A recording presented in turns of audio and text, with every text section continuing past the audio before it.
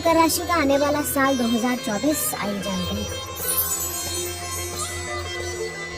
आपके प्रेम संबंधों के लिए वर्ष की शुरुआत बहुत ही अनुकूल होने वाली है, क्योंकि इस साल की शुरुआत से ही बुध और शुक्र आपके एकादश भाव में बैठकर वहां से आपके पंचम भाव पर दृष्टि डालेंगे, जिससे आपके प्रेम संबंध में प्यार के योग बनेंगे।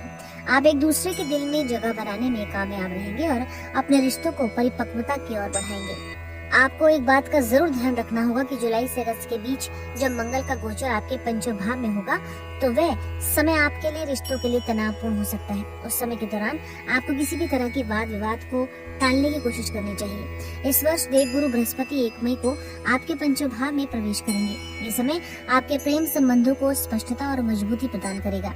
आप एक दूसरे के प्रति जिम्मेदार रवैया रखेंगे। इस वर्ष की जुलाई और दिसंबर के महीने में आपका विवाह होने के योग बन सकते हैं। यदि आप अभी तक अकेले हैं और जीवन में किसी के आने की प्रतीक्षा कर रहे हैं, तो प्रबल संभावना है कि मार्च से अप्रैल और मई जून के बीच आपके जीवन में किसी खास व्यक्ति की दस्तक हो सकती है। विवाहित जातकों की बात करें तो ये वर्ष आपको प्रसन्नता देगा, लेकिन वर्ष की शुरुआत कुछ समय अनुकूल रहेगी। मंगल और सूर्य के द्वादश भाव में होने से आपके अंतरंग संबंधों में समस्या आ सकती है। आपका स्वास्थ्य शिथिल पड़ सकता है, जिसके कारण जीवन साथी को भी कुछ परेशानियां हो सकती हैं। उनके व्यवहार में बदलाव आएगा। वर्ष की शुरुआत में आपकी राशि के स्वामी शनि महाराज, जो कि दूसरे भाव के स्वामी भी हैं, दूसरे भाव में विराजमान रहेंगे और वहां से आपके एकादश भाव को देखेंगे तथा देवगुरु बृहस्पति चतुर्थ भाव में रहकर आपके दशम भाव पर पूर्ण दृष्टि डालेंगे, जिससे आपको अपनी नौकरी में अच्छे परिणाम की प्राप्ति होगी। नवंबर का महीना आपके लिए बहुत महत्वपूर्ण रहेगा। इस दौरान एक अच्छी पदोन्नति के योग बन सकते हैं। विद्यार्थियों के लिए वर्ष की शुरुआत अनुकूल रहेगी। बुध और शुक्र आपके पंचम भाव पर दृष्टि डालेंगे और आपके मन में आपकी पढ़ाई के प्रति कौतूहल और उत्सुकता दोनों बढ़ाएंगे तथा आपके अंदर के ज्ञान को समृद्ध बनाने में और आपको शिक्षा के क्षेत्र में उन्नति करने में सहयोग प्रदान करेंगे। यदि आप किसी प्रतियोगिता परीक्षा की तैयारी में जुटे हैं तो जनवरी से फरवरी और फिर अगस्त से सितंबर तथा नवंबर के महीनों में आपको उत्तम सफलता मिलने के प्रबल योग बनेंगे। मकर राशि के जातकों को आर्थिक तौर पर यह वर्ष अच्छी उन्नति प्रदान कर सकता है, बशर्ते आप अपने खर्च को नियंत्रण में रखें, क्योंकि वर्ष की शुरुआत में ही सूर्य और मंगल आपके द्वादश भाव में रहकर आपके खर्चों को बढ़ाएंगे और यदि इस दौरान आप अपने धन का सदुपयोग नहीं कर पाते हैं तो उससे आपको समस्या हो सकती है। बुध और शुक्र वर्ष की शुरुआत में आपके एकादश भाव में रहकर आपको अच्छी आमदनी प्रदान करेंगे। आपका आत्मविश्वास भी आपकी आमदनी के साथ साथ बढ़ेगा, जिससे आप कुछ धन को अपने व्यापार में लगाकर उसे आगे बढ़ाने की कोशिश करेंगे और उसमें आपको सफलता भी मिलेगी।